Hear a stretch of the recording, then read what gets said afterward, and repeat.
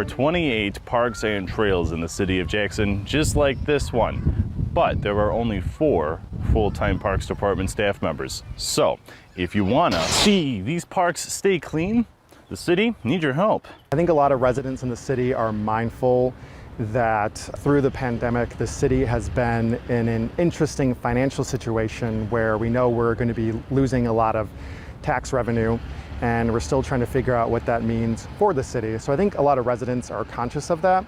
And we have so many wonderful parks and trails in the city. So it's more about finding a way to continue keeping them up and be mindful that there may be less for our city staff. There's less things that they can do to stay on top of those things. So Aaron and Assistant Parks and Recreation Director Andrew Sargent put their heads together and came up with the idea of trying to get community involvement through a group called People for the Parks and Trails of Jackson, Michigan. It would definitely be fair to say that it helps out. Like I said, our parks staff takes great pride in taking care of the 28 city parks in the trail system. And you know, they're busy, whether it be picking up garbage or putting out fires here and there or maintenance work or fixing things. And so to have this group would be a tremendous help. The group is still in its early stages, but so far the community support has been mostly positive. Oh, yes, definitely. I think that it would make our parks more beautiful, and if we're teaching them to care for it now, they'll care for it in the future.